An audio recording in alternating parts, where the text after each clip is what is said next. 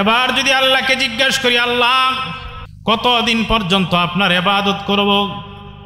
সূরাতুল হিজরের ৯৯ নম্বর আয়াতের মাধ্যমে আল্লাহ তাআলা আমাদেরকে জানায় দেন, ওয়াবুদ রাব্বাকা হাত্তা ইয়াতিয়াকাল ইয়াকিন। হে দুনিয়ার মানুষ, আমার বান্দা বান্দি, মরণ আসা পর্যন্ত রবের ইবাদত করো। এবার মালিকের কাছে প্রশ্ন, আল্লাহ তাহলে কি আমরা মরে যাব নাকি? আল্লাহ পাক সূরাতুল আনকাবুতের ৫৭ নম্বর আয়াতের মাধ্যমে জানায়া দেয়, কুল্লু নাফসিন যায়িকাতুল মাউত। হে দুনিয়ার বান্দা বান্দি, শুধু তোমরা নও, আমি আল্লাহ জগতে যত প্রাণী বানাইছি, যত প্রাণী সৃষ্টি করেছি, প্রত্যেকটা প্রাণীকেই মৃত্যুর স্বাদ গ্রহণ করতে হবে। এবার যদি আল্লাহকে জিজ্ঞেস করি, আল্লাহ আমি যদি মরতে না চাই, মরণ থেকে বাঁচার জন্য আমি বাংলাদেশের মানুষ পালিয়ে যদি ইন্ডিয়ায় চলে যায় অথবা আমেরিকা চলে যায়, মরণ থেকে বাঁচার জন্য দূর কোনো দেশে যদি ঢুকে যায়, তাহলে কি আমি মরণ থেকে পালিয়ে কি বাঁচতে পারবো নাকি? আল্লাহ পাক রব্বুল আলামিন সূরাতুল আহজাবের ১৬ নম্বর আয়াতের মাধ্যমে জানায়া দেয়, কুল লা ইয়ানফাকুমুল ফিরারু ইন ফারারতুম মিনাল মাউত। হে দুনিয়ার মানুষ, আমার বান্দা বান্দি, মরণ থেকে বাঁচানোর জন্য পলায়ন করলে কোনো লাভ হবে না। তুমি পালিয়ে যেখানে যাও না কেন, সেখানেই মৃত্যু তোমাকে পাকড়াও করবে, পালিয়েও তুমি মরণ থেকে বাঁচতে পারবা না।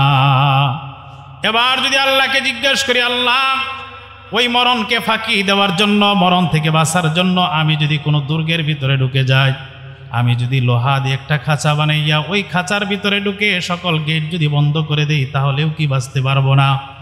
আল্লাহ পাক রব্বুল আলামিন সূরাতুন নিসার ৭৮ নম্বর আয়াতের মাধ্যমে জানায়া দেয়, আইনামা তাকুনু ইউদরিকুমুল মাউত। হে আমার বান্দা বান্দি, তুমি যেখানে থাকো না কেন, তুমি যে জায়গায় চলে যাও না কেন, ইউদরিকুমুল মাউত, মালাকুল মউত মৃত্যুর ফেরেশতা তোমার সাথে সাক্ষাৎ করবে। ওয়ালাউ কুনতুম ফি বুরুজিম মুশাইয়াদা। হে আমার বান্দা, তুমি যদি মজবুত দুর্গের ভিতরে ঢুকে যাও, লোহার খাঁচার ভিতরেও যদি ঢুকে যাও, সেখানেও মালাকুল মউত তোমাকে গ্রেফতার করবে। এবার আল্লাহকে যদি আল্লাহ মরতে হবে নিশ্চিত জানলাম, তবে আমাদের মরণটা কখন হবে জানতে চাই। সূরাতুল আরাফের ৩৪ নম্বর আয়াতের মাধ্যমে আল্লাহ তাআলা আমাদেরকে জানায় দেয়, লিকুল্লি উম্মাতিন আজাল, ইযা জাআ আজালুহুম লা ইস্তাখিরুনা সাআতান ওয়া লা ইস্তাকদিমুন। আল্লাহ পাক বলেন, প্রত্যেকটা জাতির মৃত্যুর একটা নির্ধারিত সময় আছে, ওই সময় এসে গেলে লা ইস্তাখিরুনা সাআতান ওয়া লা ইস্তাকদিমুন, তার মরণটা নির্ধারিত সময়ের এক মুহূর্ত পরেও হবে না, এক মুহূর্ত আগেও হবে না। এবার যদি আল্লাহকে জিজ্ঞেস করি, মালিক মৃত্যু হবে নিশ্চিত জানলাম, মৃত্যু কখন হবে এটা আপনি নির্দিষ্ট সময় করে রাখছেন, ওই সময়ে হবে তাও জানলাম, তবে আমাদের মরণটা কোন অবস্থায় হবে? আমার বাড়িতেই হবে, না রাস্তাঘাটে রুট অ্যাক্সিডেন্টে হবে, না পানিতে ডুবে হবে, নাকি জঙ্গলে কোনো হিংস্র প্রাণীর পেটের ভিতরে ঢুকে হবে, না কোন জায়গায় হবে জানতে চাই। আমার আল্লাহ রব্বুল আলামিন সূরাতুল লুকমানের ৩৪ নম্বর আয়াতের মাধ্যমে জানায়া দেয়, ইন্নাল্লাহা ইনদাহু ইলমুস সাআ। হে দুনিয়ার বান্দা বান্দি, ৫টা জিনিস এমন আছে যার জ্ঞান একমাত্র আমি আল্লাহ জানি, দুনিয়ার বাস জগতের কোনো মাখলুককে আমি আল্লাহ জানাই নাই। ১ নম্বর ইলমুস সাআ, কিয়ামত কখন সংগঠিত হবে, পৃথিবী যেই জগৎ আমি আল্লাহ কখন ধ্বংস করব, মহাপ্রলয় কখন হবে, এর নিশ্চিত জ্ঞান একমাত্র রাখেন আল্লাহ, দুনিয়ার কোনো মাখলুক জানে না। ২ নম্বর ওয়া ইউনাজ্জিলুল গায়স, বৃষ্টি কখন কোথায় হবে, কি পরিমাণ পানি বৃষ্টির মাধ্যমে জমিনের ভিতরে পড়বে, আল্লাহ পাক বলেন নিশ্চিত জ্ঞান একমাত্র জানি আমি আল্লাহ, দুনিয়ার কোনো সাধারণ মাখলুক তো দূরের কথা, আমি আমার কোনো নবী রাসূলকেও জানাই নাই। ৩ নম্বর ওয়া ইয়ালামু মা ফিল আরহাম, মায়ের পেটে কি সন্তান জন্ম নেবে, পুত্র সন্তান হবে না কন্যা সন্তান হবে, সুস্থ হবে না অসুস্থ হবে, আল্লাহ পাক বলেন এই জ্ঞান একমাত্র রাখি আমি আল্লাহ, দুনিয়ার কোনো মাখলুক জানে না, আমার নৈকট্যপ্রাপ্ত কোনো ফেরেশতাকেও জানাই না। ৪ নম্বর ওয়া মা তাদরি নাফসুম মাযা তাকসিবু গাদা, কোনো একজন মানুষ আগামী দিন কি করবে, আগামী দিনের তার অবস্থানটা কি হবে, কর্মটা কি হবে, উপার্জনটা কি হবে, আল্লাহ বলে এই জ্ঞান জানি একমাত্র আমি আল্লাহ, দুনিয়ার কোনো মানুষ জানে না। 5 নম্বরে আল্লাহ তাআলা বলেন ওয়া মা তাদরি নাফসুম বিআই আরদিন তামুত, একজন মানুষের মরণ কোন জায়গায় হবে এটা একমাত্র জানি আমি আল্লাহ, দুনিয়ার কোনো মাখলুক জানে না। তাহলে এতটুকু আলোচনার মাধ্যমে আমরা বুঝতে পারলাম আমাদের মরণ নিশ্চিত, নির্ধারিত সময়ে মরণ হবে, কোন জায়গায় হবে জানে একমাত্র কে? মরণ হবে নিশ্চিত। তবে দুনিয়ার মানুষ মরবে এটা আমরা সবাই বিশ্বাস করি, আমাদের চোখের সামনে মানুষ আসতেছে আর যাইতেছে। কিন্তু দুনিয়ার মানুষের মরণ 2 ধরনের হয়ে থাকে। বলেন কয় ধরনের? একটা হলো ভালো মৃত্যু আর একটা হলো খারাপ মৃত্যু। একটা হলো ইমানি মৃত্যু আর একটা হলো বেঈমানের মৃত্যু। একটা হলো জান্নাতি মরণ আর একটা হলো জাহান্নামী। আমার আপনার মরণটা ইমানের সাথে হোক, জান্নাতি মরণ হোক, আমরা সবাই চাই কিনা? ইমানদার আর জান্নাতি মানুষের মরণটা কিভাবে হয়, আর একটা বেঈমান জাহান্নামী মানুষের মরণটা কিভাবে হয়, আল্লাহর নবী তার দৃশ্যটা একটা লম্বা হাদিসের মাধ্যমে আমাদের সামনে তুলে ধরেছে। বলবো হাদিসটা? হাদিসটা লম্বা, শুনবেন আপনারা ধৈর্য ধরে। মুসনাদে আহমদ নামে লম্বা একটা হাদিসের কিতাব। এই কিতাবের 17,807 নম্বর হাদিসের বর্ণনা। যে হাদিসটি মিশকাতুল মাসাবিহের 1630 নম্বর বর্ণনায় এসেছে। লম্বা হাদিস। সাহাবী বারা ইবনে আজিব রাদিয়াল্লাহু তাআলা আনহু থেকে বর্ণিত। আনিল বারা ইবনে আজিব রাদিয়াল্লাহু তাআলা আনহু قال, নবীজির সাহাবী বারা ইবনে আজিব রাদিয়াল্লাহু তাআলা আনহু বলেন, খারাজনা মা'আন নবী সাল্লাল্লাহু আলাইহি ওয়াসাল্লাম ফি জানাজাতি রাজুলিন মিনাল আনসার। বারা ইবনে আজিব বলেন, আমরা আল্লাহর নবীর সঙ্গে এক আনসারী ব্যক্তির জানাজার জন্য বের হইলাম। ফান্তাহাইনা ইলাল কবরি, নবীজির সঙ্গে চলতে চলতে আমরা কবরস্থানে চলে গেলাম। ওয়ালাম্মা ইউলহাদ, তখনও পর্যন্ত কবর খনন সম্পূর্ণ হয় নাই। নবীজির সঙ্গে চলতে চলতে আমরা গুরুস্থানে চলে গেলাম। সাহাবী বলে আমরা যাই দেখি তখনও কবর খনন সম্পূর্ণ হয় নাই। এই অবস্থা দেখার পর জালাসা রাসূলুল্লাহ সাল্লাল্লাহু আলাইহি ওয়াসাল্লাম, আল্লাহর নবী কবরস্থানের মাটির মধ্যে বসে গেলেন। ওয়া জালাসনা হাওলাহু, আমরা সাহাবীরাও নবীজির সামনে সুন্দর করে বসে গেলাম। সাহাবী বলেন আমরা নবীর সামনে যখন বসলাম, আমাদের বসার অবস্থাটা কেমন ছিল জানোনি? কান্না আলা রুউসিনা তাইর, এত শান্তভাবে নীরবে আমরা বসে গেলাম যেন আমাদের মাথার উপর পাখি বসে আছে। কথাটা বোঝার জন্য বলি, আপনি যদি একটা মাঠের মধ্যে বসে থাকেন, আপনার মাথায় যদি একটা পাখি বসে যায় আর আপনার ইচ্ছা হয় পাখিটা বসে থাকুক, উড়ে না যাক, তাহলে কি আপনি নড়াচড়া করতে পারবেন? সামান্য মাথাটা নাড়া দিলে আর পাখি থাকবে না, উড়ে চলে যাবে, ঠিক কিনা বলেন? সাহাবী এই কথার দ্বারা এটাই বোঝাইতে চায়, আল্লাহ নবীর সামনে আমরা যখন বসলাম একদম নিথর পাথরের মতো জমে বসলাম, একটু এদিক সেদিক নড়ি না, মাথাটা এদিক সেদিক ঘুরাই না। কারণ নবী যে এখানে বসছেন মানে কিছু কথা বলবেন, আর নবী যা বলবে তাই তো হাদিস, ঠিক কিনা বলেন? মানে নবী এখানে বসে হাদিস বলবে, আর নবীর হাদিসটা শোনার জন্য আমরা একদম মৃত গাছের মতো জমে বসলাম, সামান্য এদিক সেদিক নড়ি না। এই অংশ দ্বারা সাহাবী আমাদেরকে একটা শিক্ষা দিলেন, এই নবীর উম্মত শুনে রাখো, নবীর হাদিস যেখানে আলোচনা হবে ওইখানে বসলে একবার পাথরের মতো জমে বসতে হবে। যদি নড়াচড়া করো, এদিক সেদিক তাকাও, নবীর হাদিসের সাথে বেয়াদবি হবে। এই জন্য আমরা আজকে যতক্ষণ এখানে আলোচনা হবে বসবো, আমি বলছি কোরআন হবে, হাদিস হবে, আমরাও যতক্ষণ বসবো এইভাবে একদম জমে বসবো। অমনোযোগী হইলে নবীর হাদিসের সাথে বেয়াদবি হবে। আমরা রাজি আছি তো ইনশাল্লাহ? আল্লাহ তৌফিক দান করেন। তো সাহাবী বারা ইবনে আজিব রাদিয়াল্লাহু তাআলা আনহু এরপরে বলেন, নবীজিও বসলেন, আমরাও বসলাম। ওয়াফি ইয়াদিহি উদুন ইয়ানকুতু বিহি ফিল আরদ, বারা ইবনে আজিব বলেন আল্লাহর নবীর হাতের ভিতরে একটা কাঠি, ইয়ানকুতু বিহি ফিল আরদ, ওই কাঠি দ্বারা নবীজি মাটির ভিতরে আঁকাআঁকি করতেছেন। কিছুক্ষণ আঁকাআঁকি করার পর রফা রাসা, আল্লাহর নবী মাথাটা উপরের দিকে উঠাইলেন। সুম্মা ক্বালা, তবর আল্লাহ নবী আমাদেরকে লক্ষ্য করে বললেন, ইস্তাঈযু বিল্লাহি মিন আযাবিল কবরি, হে আমার সাহাবীরা, কবরের আযাব থেকে আল্লাহর কাছে পানা চাও। মাররাতাইনি আও সালাসান, আল্লাহর নবী কথাটা 2 বার অথবা 3 বার বললেন, হে সাহাবীরা কবরের আযাব থেকে আল্লাহর কাছে পানা চাও। 2-3 বার এই কথাটা বলার পর আল্লাহর নবী আবার একজন মানুষের মৃত্যু কেমন করে হয়, মৃত্যুর দৃশ্যটা কেমন তা সাহাবীদের সামনে তুলে ধরলেন। আল্লাহর নবী প্রথমে একজন ইমানদারের মরণের অবস্থাটা তুলে ধরলেন, এরপর একজন বেঈমানের মরণের অবস্থাটা তুলে ধরবেন। 1 নম্বরে ইমানদারের মরণের বিবরণ দিতে যে আল্লাহর নবী বলেন, ইন্নাল আবদাল মুমিনা ইযা কানা ফি ইনকিতাইম মিনাদ দুনিয়া ওয়া ইকবালিম মিনাল আখিরা।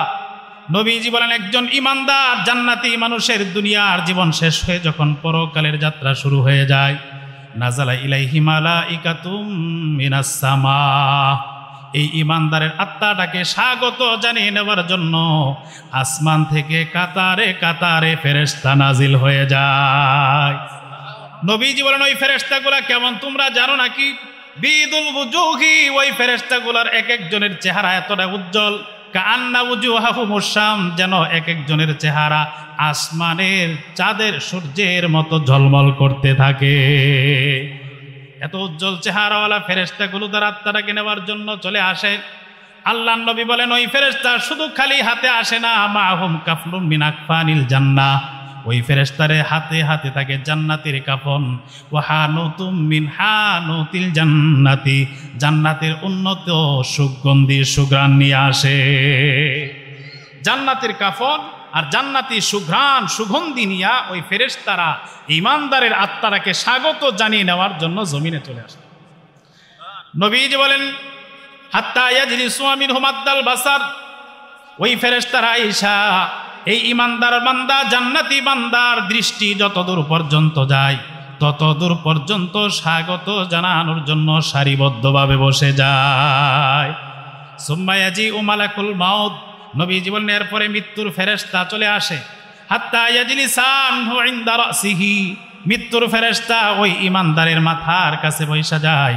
মাথার কাছে বসার পর ইমানদারের আত্মাটাকে লক্ষ্য কইরা মালাকুল মউত মৃত্যুর ফেরেশতা বলতে থাকে, আইয়াতুহান নাফসু তয়্যিবা, হে পবিত্র আত্মা, হে ইমানদারের আত্মা, উখরুজি, বের হয়ে আসো, ইলা মাগফিরাতিম মিনাল্লাহি ওয়া রিদওয়ান, আমার আল্লাহর পক্ষ থেকে ক্ষমা এবং সন্তুষ্টির জন্য বের হয়ে আসো। এই শব্দের মাধ্যমে মালাকুল মউত ইমানদারকে জানায় দেয়, হে আল্লাহর বান্দা ইমানদার, তোমার দুনিয়ার জীবনে আমার আল্লাহ খুশি হয়ে গেছে, আমার আল্লাহ তোমার জীবনের সব ক্ষমা করে দিয়েছে।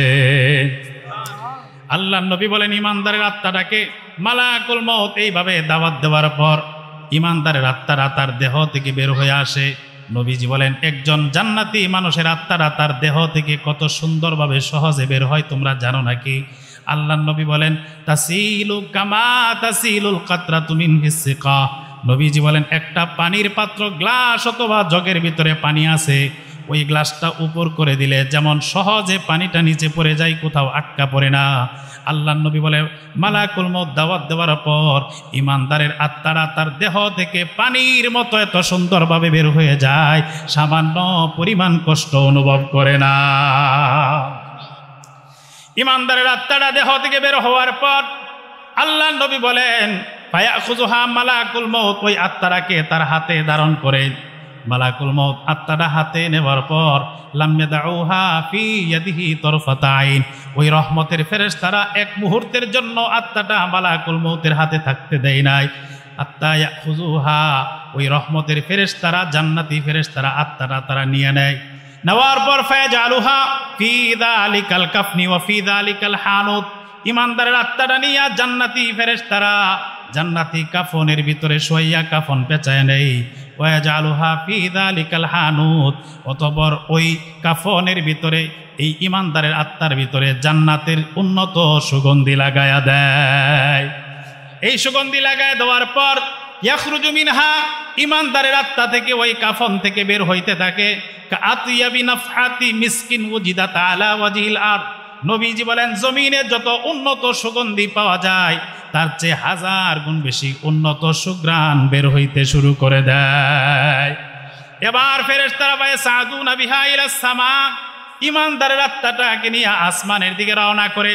লা ইয়ামুরুনা বিহা আলা মালাইম মিনাল মালাইকাতি ইল্লা ক্বালু মা হাদার রূহুত তাইয়্যিব।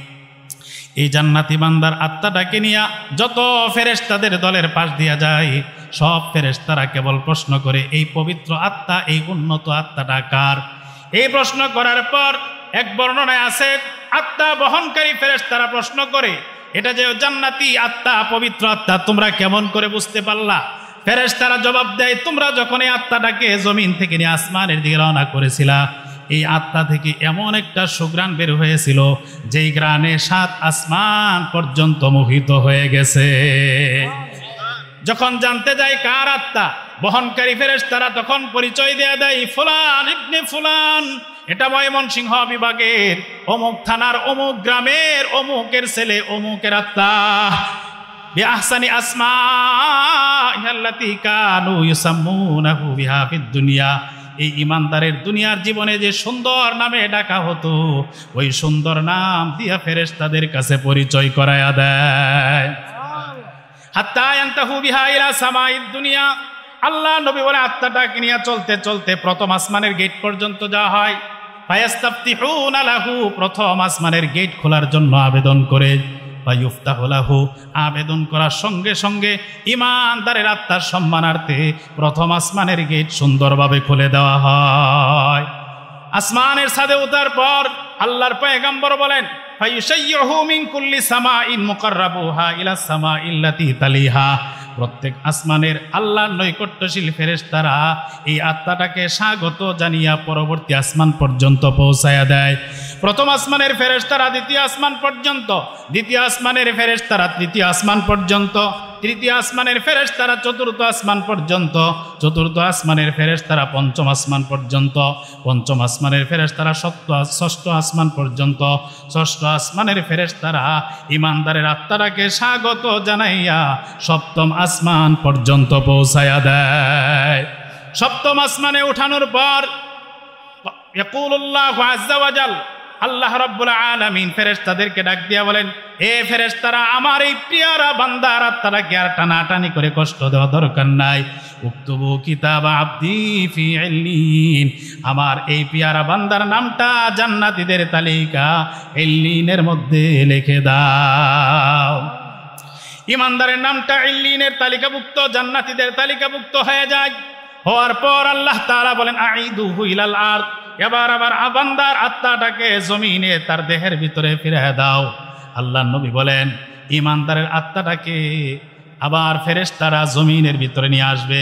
এমন সময় আল্লাহ তাআলা বলে, ও ফেরেশতারা, কেন জমিনে ফিরিয়ে দিতে বললাম জানো নাকি? ফাইন্নী মিনহা খালাকতুহুম, আমি আমার বান্দাটাকে জমিনের মাটি থেকে সৃষ্টি করেছি। ওয়াফিহা উঈদুহুম, আমার বান্দাকে আবার জমিনের মাটিতেই ফিরিয়ে দিব। ওয়ামিনহা উখরিজুহুম তারাতান উখরা, আবার সময় হলে আমি ওই জমিনের মাটি থেকে আমার বান্দাকে সৃষ্টি করব। আল্লাহর হুকুম পাইয়া নবীজি বলেন, ইমানদারের আত্মাটাকে ফেরেশতারা সম্মানের সাথে আবার জমিনে নিয়ে আসে। এতক্ষণ ঘোরাঘুরি করতে করতে দুনিয়ার মানুষ ইমানদারের লাশটাকে গোসল করাইয়া জানাজা পড়াইয়া কবরস্থ করে ফেলে। আল্লাহর নবী বলেন, কবরে দাফন করার পর ওই আত্মাটাকে আবার কবরে তার দেহের ভিতরে ঢুকায় দেওয়া হয়। ইমানদারের আত্মারা দেহের ভিতরে ঢুকানোর পর ইয়াতিহি মালাকান, দুইজন ফেরেশতা ইমানদারের কবরের ভিতরে চলে আসে। আসার পর ফায়ুজলিসানিহি, ইমানদারকে উঠাইয়া বসায়। বসানোর পর ফেরেশতারা 3টা প্রশ্ন করে। 1 নাম্বার প্রশ্ন, আমার রব্বুকা, হে আল্লাহর বান্দা বলো তোমার রবকে, তোমার মালিককে। ইমানদার স্পষ্ট ভাষায় জবাব দিয়ে দেয়, রব্বি আল্লাহ, আমাদের রব। বলেন কে? ইমানদার জবাব দিয়ে দেয়, আমার রব আল্লাহ। আল্লাহর কাছে দোয়া করব, আল্লাহ আমাদেরকে যেই দিন কবরের মাটিতে শোয়ানো হবে, আপনার ফেরেশতারা যেদিন আমাদেরকে প্রশ্ন করবে মার রব্বুকা, আমাদের প্রত্যেকের জবান থেকে আপনি সেদিন বের করে দিয়েন রব্বি আল্লাহ। ইমানদার জবাব দিয়ে দেয়, আমার রব আল্লাহ। এবার ফেরেশতারা প্রশ্ন করে, মা দীনুকা, তোমার ধর্ম কি? ইমানদার স্পষ্ট জবাব দিয়ে দিবে, দীন ইয়াল ইসলাম, আমার ধর্মের নাম হলো ইসলাম। আপনারা বলেন আমাদের ধর্মের নাম কি? আওয়াজ করে বলেন আমাদের ধর্ম কি? ইমানদার জবাব দিবে, আমার ধর্মের নাম ইসলাম। 3 নম্বরে ফেরেশতা 2জন জিজ্ঞেস করবে, মান হাযার রাজুলুল্লাযী বুইসা ফীকুম, তোমাদের মধ্যে যেই ব্যক্তিটাকে পাঠানো হয়েছিল ওই ব্যক্তির পরিচয়টা কি? ইমানদার জবাব দিয়ে দিবে, হুয়া রাসূলুল্লাহ, তিনি আর কেউ না, তিনি আমার রব আল্লাহর পক্ষ থেকে প্রেরিত রাসূল। এই 3 প্রশ্নের জবাব দেওয়ার পর এবার ইয়াকুলান, ওই 2 জন ফেরেশতা এই মৃত ব্যক্তিকে বলবে, ইমানদারকে বলবে, মা ইলমুকা, হে আল্লাহর বান্দা, এই 3টা প্রশ্নের উত্তর তুমি কেমন করে শিখলা, কোথায় জানলা? ইমানদার তখন জবাব দিবে, কারাতু কিতাব আল্লাহ, দুনিয়ার জীবনে আল্লাহর কিতাব কোরআন পড়েছিলাম, আমানতু বিহি, কোরআন সত্য বলে বিশ্বাস করেছিলাম, ওয়াসাদ্দাকতু, কোরআনকে সত্যায়ন করেছিলাম, আর ওই কোরআন থেকে জানতে পারছি কবরে 3টা প্রশ্ন হবে আর 3টার জবাব এইরকম হবে। এবার বুঝে থাকলে বলেন, কবরে 3টা প্রশ্নের সঠিক উত্তর দিতে হলে কোরআন পড়া দরকার আছে না নাই? কোরআন দিয়ে নিজের জীবন গঠন করা দরকার আছে না নাই? কোরআন দিয়ে কোনো মানুষ যদি নিজের জীবনকে সুন্দরভাবে চালাইতে পারে, কোরআন অনুযায়ী নিজের জীবনটা যদি গঠন করতে পারে, কিয়ামতে ওই মরণের পরে কবরের জগতে যখন ফেরেশতারা প্রশ্ন করবে, ওই সময় আমার আল্লাহ ওই বান্দার জবান থেকে 3 প্রশ্নের জবাব স্পষ্ট বের করে দিবেন। 3টা প্রশ্নের সঠিক জবাব দেওয়ার পর ইউনাদি মুনাদিম মিনাস সামা, আসমান থেকে একজন ঘোষক অর্থাৎ আমার আল্লাহ ডাক দিয়া বলবেন, হে আমার ফেরেশতারা, আমার এই বান্দাকে আর ডিস্টার্ব করার দরকার নাই, সদাকা আব্দি, আমার বান্দা যা বলছে সত্য বলেছে, অতএব আফরিশুহু মিনাল জান্নাতি, আমার বান্দার কবরের ভিতরে জান্নাতের বিছানা বিছায়া দাও, ওয়াল বিসুহু মিনাল জান্নাত, আমার বান্দার দেহের ভিতরে জান্নাতের পোশাক পরায়া দাও, ওয়াফতাহু লাহু বাবান ইলাল জান্নাতি, আমার বান্দার কবর থেকে জান্নাত পর্যন্ত একটা গেট খুলে দাও। আল্লাহর নবী বলেন, ইমানদারের কবর থেকে জান্নাত পর্যন্ত যখন গেট খুলে দেওয়া হবে, ফায়াতিহা মিন রাউহিহা ওয়া তিবিহা, জান্নাতের সুঘ্রাণ আর সুবাতাস ইমানদারের কবরের ভিতরে আসতে শুরু করে দিবে। তিরমিজির 1071 নম্বর বর্ণনা একটু বর্ধিত আছে, ইমানদার তখন বলতে থাকবে, আমাকে ছেড়ে দাও, আর জিয়া ইলা আহলি, আমার পরিবারের কাছে যাই। আরেক বর্ণনায় আছে, জান্নাত পর্যন্ত যেই গেট খুলে দেওয়া হবে, ওই গেট দিয়া বান্দা তাকায় দেখবে ওই পারে জান্নাতের হুররা নাচানাচি খেলাধুলা করতেছে। এই দৃশ্য দেখে ইমানদার জান্নাতি বান্দা কবরে শুইয়া জান্নাতি হুরদেরকে ধরানোর জন্য হাত বাড়ানোর চেষ্টা করবে। এমন সময় আমার আল্লাহ ডাক দিয়া বলবে, হে আমার বান্দা, এখনো ওই হুরদের কাছে যাওয়ার তোমার সময় হয় নাই। তিরমিজির 1071 নম্বর বর্ণনায় আসছে, ফেরেশতারা ওই বান্দাকে তখন বলতে থাকবে, হে আল্লাহর বান্দা, না, এখন তোমার পরিবারের কাছে যাওয়ার সময় হয় নাই, নাম কানাও মাতিল আরুস, বাসর রাতে দুলামিয়া যেমন আনন্দের ঘুম ঘুমায়, আজকে তুমি দুলামিয়ার মতো আরামের ঘুম ঘুমায়া যাও। একজন যুবক বাসর করার পর আনন্দ চিত্তে যখন ঘুম যায়, লা ইউকিজুহু ইল্লা হাব্বা আহলিহি ইলাই, সকালবেলা তার একান্ত প্রিয়তমা ছাড়া কেউ তার ঘুম ভাঙায় না, কেউ তাকে ডাক দেয় না। আল্লাহ পাক বলে, বান্দা, এই কবরের জগতে তুমি দুলামিয়ার মতো ঘুমাইবা, তোমাকে এই ঘুম থেকে জাগানোর জন্য তোমার প্রিয়তমা তো আর কবরে আসবে না। আজকে তুমি বাসর রাতের মতো ঘুম ঘুমাইয়া যাও, আর এই ঘুম থেকে জাগানোর জন্য আমি আল্লাহ তোমার প্রিয়তমা হয়ে গেলাম। এমন মরণ যদি আমাদের নসিব হয়, তাহলে ওই মানুষটার চাইতে সৌভাগ্যবান আর কি? হ্যাঁ, আল্লাহ তাআলা আমাদের প্রত্যেককে এমন মরণ নসিব করো। আমরা সবাই চাইতো, কারা কারা চাইতো? আল্লাহকে হাত উঁচু করে দেখায়। আল্লাহ সকলকে কবুল করুন, আমিন। সংক্ষেপে বলতেছি, রাত বেশি হয়ে গেছে। এটা হলো একজন ইমানদারের মরণ, মূল কথা সামনে। আর একটা বেঈমান নাফরমান জাহান্নামী মানুষের মরণটা কেমন হয়, এটা সংক্ষেপে বলেই মূল আলোচনা ছিল। বেঈমানের মরণের বিবরণ দিতে যায় এই হাদিসের পরের অংশে আল্লাহর নবী বলেন, ইন্নাল আবদাল কাফিরা ইযা কানা ফি ইনকিতাইম মিনাদ দুনিয়া ওয়া ইকবালিম মিনাল আখিরাহ। নবীজি বলে, একজন বেঈমান নাফরমান জাহান্নামী মানুষের দুনিয়ার জীবন শেষ হইয়া আখিরাতের যাত্রা যখন শুরু হয়ে যায়, নাযালা ইলাইহি মালাইকাতুম মিনাস সামা, এই নাফরমান জাহান্নামীর আত্মাটাকে নেওয়ার জন্য আসমান থেকে একদল ফেরেশতা চলে আসে। তবে ইমানদারের আত্মা নেওয়ার জন্য যেই ফেরেশতা আসে, ওই ফেরেশতা আর নাফরমানের আত্মা নেওয়ার জন্য যেই ফেরেশতা আসে একরকম হবে না। আল্লাহ নবী বলেন বেঈমানের আত্মা নেওয়ার জন্য যে ফেরেশতার দলটা আসবে সুদুল ওযু, তাদের চেহারাগুলো হবে কুচকুচে কালো, একদম ভয়ঙ্কর। এই ফেরেশতাগুলোর চেহারা হবে কুচকুচে কালো ভয়ঙ্কর। মাহুমুল মাসুহ, নবীজি বলেন ওই ফেরেশতাদের হাতের ভিতরে থাকবে ছালার চট। মাসুহ শব্দের অর্থ হলো ছালার চট। এই নাফরমান বেঈমানের আত্মা নেওয়ার জন্য ছালার চট নিয়ে ফেরেশতারা আসবে। তাই ইয়াজলিসু মিনহু মাদ্দাল বাসার, এই নাফরমানের দৃষ্টি যত দূর যায় এই ফেরেশতারা ঘৃণার কারণে তত দূরে বৈশা যাবে। সুম্মা ইয়াজিউ মালাকুল মাউত, এরপরে মৃত্যুর ফেরেশতা তার কাছে আসবে। হাত্তা ইয়াজলিসা ইনদা রাসিহি, এই বেঈমান জাহান্নামীর মাথার কাছে মালাকুল মউত বসবে। বৈশা আবার ফেরেশতা মালাকুল মউত বলতে থাকবে আইয়াতুহান নাফসুল খাবিসা, হে অপবিত্র, হে নোংরা আত্মা, হে নাফরমানের আত্মা, উখরুজি ইলা সাখাতিম মিনাল্লাহ, আল্লাহ তাআলার রাগ আর ক্রোধের জন্য বের হয়ে আসো। মালিক তোর প্রতি ক্ষুব্ধ হয়ে আছে, মালিক রাগ হয়ে আছে, তুই বের হয়ে আস। এই কথা বলার সঙ্গে সঙ্গে আল্লাহ নবী বলেন নাফরমানের আত্মারা বের হবে না। তাফরুকু, নাফরমানের আত্মারা দেহের ভিতরে ছটফট ছটফট করতে থাকবে। কখনো ডান হাতে চলে যাবে, কখনো বাম হাতে, কখনো ডান পায়ে, কখনো বাম পায়ে, কখনো মাথায়, কখনো পেটে, বিভিন্ন অঙ্গের ভিতরে দৌড়াদৌড়ি আর ছটফট করতে থাকবে। কোনোভাবেই নাফরমানের আত্মারা বের হইতে চাইবে না। আল্লাহ নবী বলেন যতই ফাঁকি দেওয়ার চেষ্টা করুক মালাকুল মউতকে তো কেউ ফাঁকি দিতে পারে না।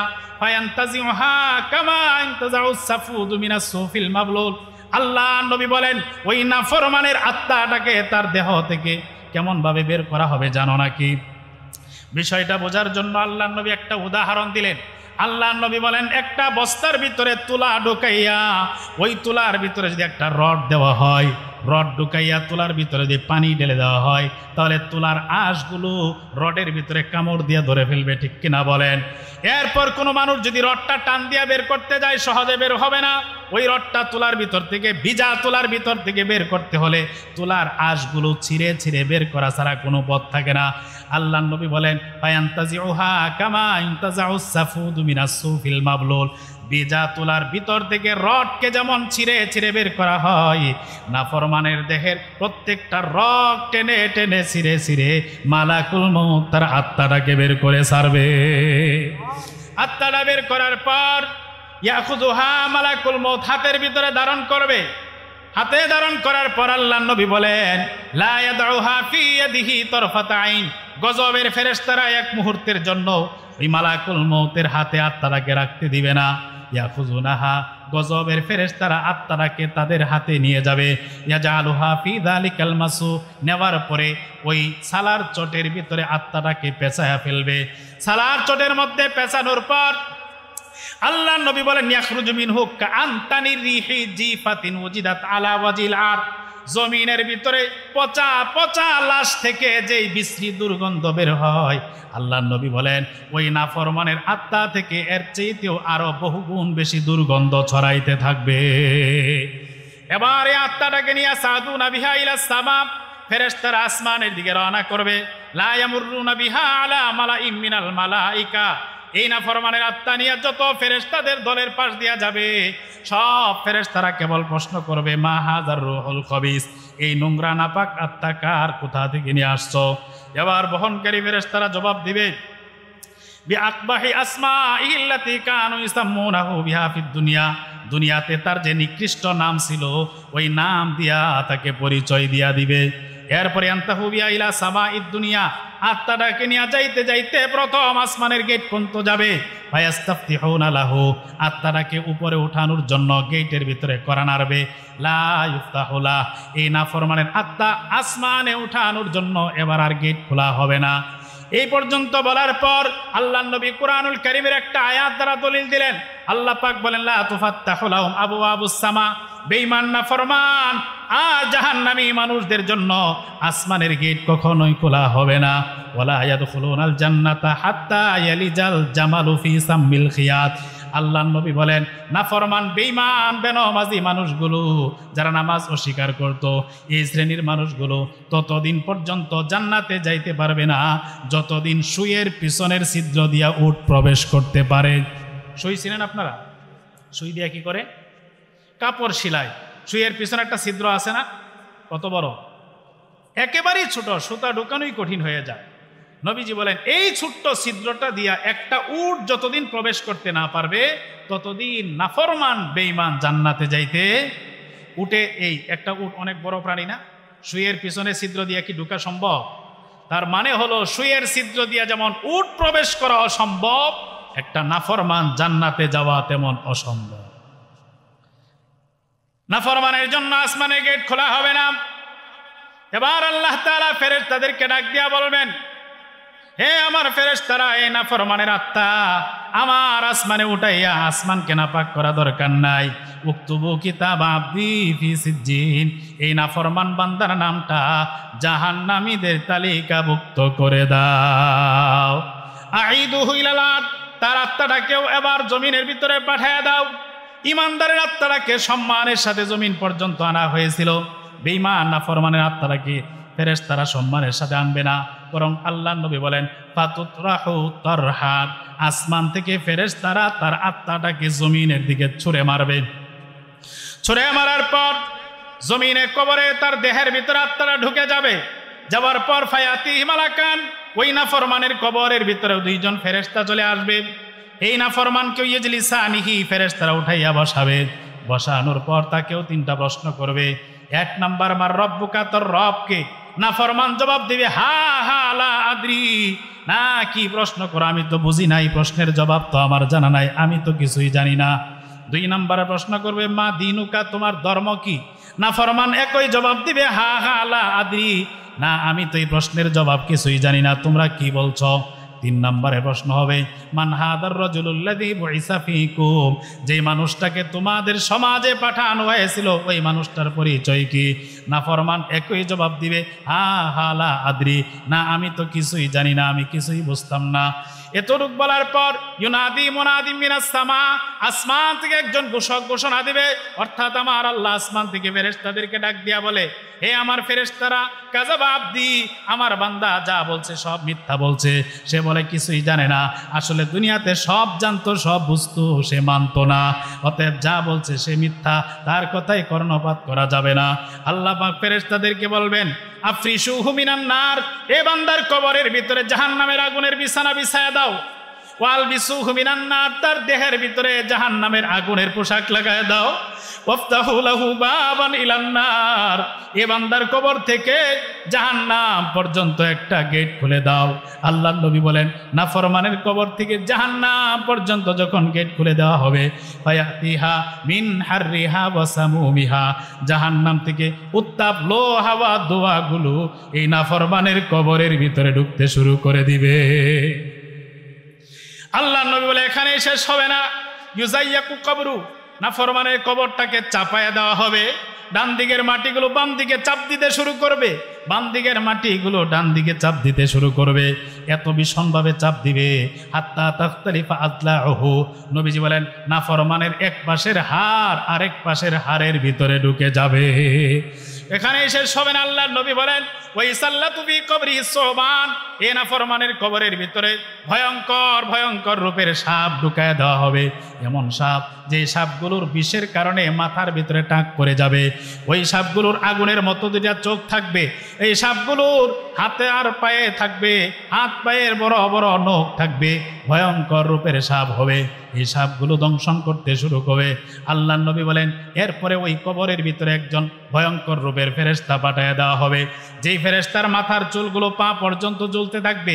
বিয়াদিহি মিত্রাকা, ওই ফেরেশতার হাতে থাকবে একটা লোহার হাতুড়ি, ওই লোহার হাতুড়ি দিয়া যখনই এই নাফরমানকে একটা পিটুনি মারবে, ফেরেশতার পিটুনি খাইয়া ইয়াসিহু সাইহাতান ইয়াসমাউহা কুল্লু শাইইন ইল্লা সাকালাইন, এমন বিকট ভাবে চিৎকার মারবে যেই চিৎকারের আওয়াজ দুনিয়ার মানুষ আর জিন ছাড়া সব সৃষ্টিরা শুনতে পায়।